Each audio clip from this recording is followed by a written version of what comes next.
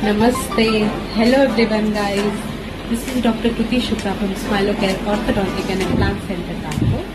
और आज मैं आप लोगों के कुछ मिथ्स दूर करूंगी। डेंटिस्ट्री का सबसे पहला मिथ है और पेशेंट अक्सर मुझसे पूछते हैं कि डॉक्टर साहब दांत निकलवाने से मेरी आंखें तो खराब नहीं हो जाएंगी या मेरी आंखों पे कोई असर तो नहीं आएगा। सो ऐसा कुछ भी नहीं है। ये एक सबसे बड़ा अंधविश्वास है। दांत की नसें अलग हैं, आंखों की नसें अलग हैं, और जब दो चीजों के पाथवेज ही अलग है तो कोई एक दूसरे को इफेक्ट कैसे करेगा। आप आंखों से देखते हैं और दांतों से चबाते हैं, दोनों के काम अलग अलग हैं, दोनों की नसें अलग अलग है, दोनों की जगह अलग अलग है। तो दांत निकालने से आंखों पे इफेक्ट कैसे आएगा? बिल्कुल नहीं आएगा। सो आप जाइए और अपने डेंटिस्ट से आराम से बात करें। तो डेंटिस्ट्री का एक और सबसे बड़ा मिथ है कि और पेशेंट्स मुझसे अक्सर पूछते हैं कि डॉक्टर साहब मैंने तो सिर्फ एक ही बार ब्रश किया है, चलेगा? नहीं चलेगा। दिन में 24 घंटे होते हैं तो ब्रश भी 2 बार करनी पड़ेगी।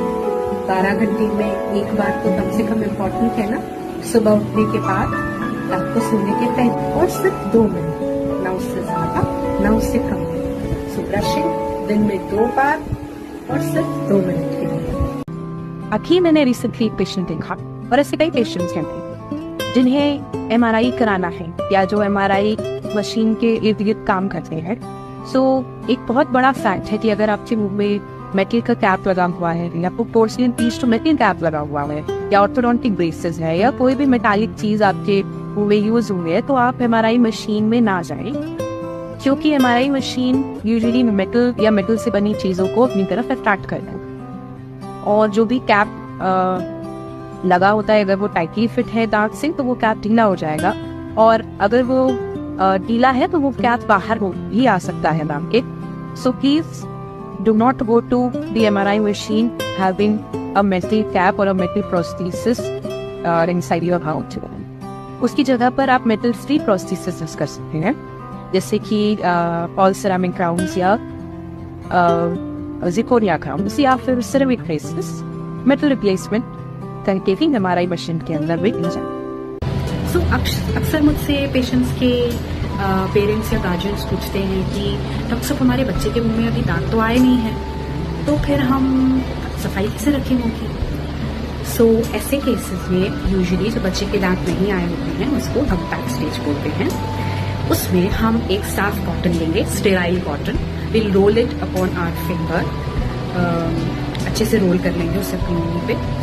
उसके बाद उसे या तो हम बीटाडीन में डिप कर सकते हैं या फिर साफ पानी में डिप करेंगे, और उससे बच्चे के पूरे मुंह के मसूड़े साफ करेंगे, आगे की तरफ भी, पीछे की तरफ भी, ऊपर की तरफ भी, नीचे की तरफ भी। पूरे मुंह में कॉटन को घुमा देंगे, और याद रखिए बहुत ही हल्का प्रेशर लगेगा। इससे हम उस बच्चे के पूरे मुंह की सफाई कर सकते हैं।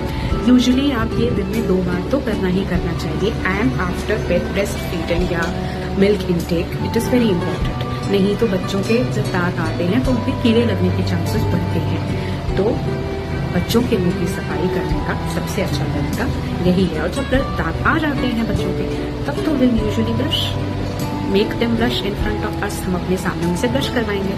तो पेशेंट्स अक्सर मुझसे आके कहते हैं कि डॉक्टर साहब क्या दांत निकालने से कैंसर हो जाता है?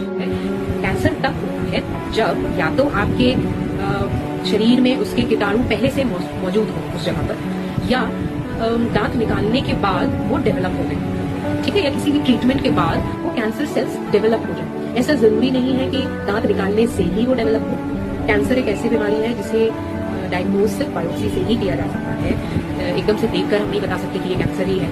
So it is not because कि मेरे दांत निकाला इसीलिए कैंसर, ऐसा नहीं है। उसके कीटाणु कहीं ना कहीं उस जगह पे पहले से ही मौजूद थे, जो दांत निकालने से एग्रीवेट हो गए, लेकिन aggravated because of metal extraction or any other dental procedure which turns into tumour cells causing cancer. उसकी वजह से कैंसर या मेलिग्नेंसी बना, सिर्फ एक कारण हो जाता है कैंसर बनने का। इसका ये मतलब नहीं है कि दांत निकालने से कैंसर होता है। So, dear patients, dental extractions or any other dental procedure does not cause any oral cancer or any type of body cancer.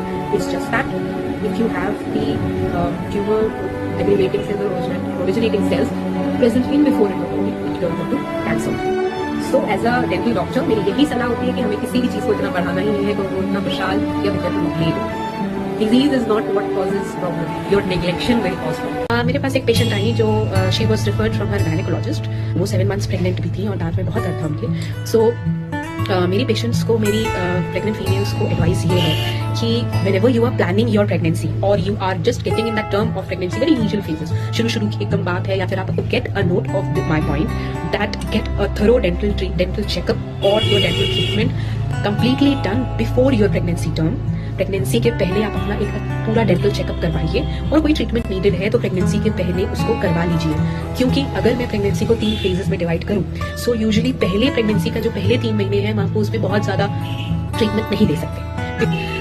बीच के जो 3 महीने, चौथा, पांचवा, छठा महीना, if at all any electric procedures या इमरजेंसी ट्रीटमेंट हम ऑप्ट कर सकते हैं, लेकिन उसमें भी बहुत एक्सपेंसिव नहीं। एंड लास्ट के 3 महीने तो हम बिल्कुल ही अवॉइड करते हैं। सो प्रेगनेंसी के टर्म में ट्रीटमेंट मिलना मुश्किल होता है। So just to avoid that circumstances, get your dental checkup or get dental treatment whatever advised by your dentist done before your pregnancy term. So it usually gets pregnancy के दौरान दिक्कतें कम से कम पैदा होती हैं, कम से कम पैदा हो तो बेटर एंड बेस्ट है। So just point of advice, get your complete dental checkup or your dental treatment done before your pregnancy also and should.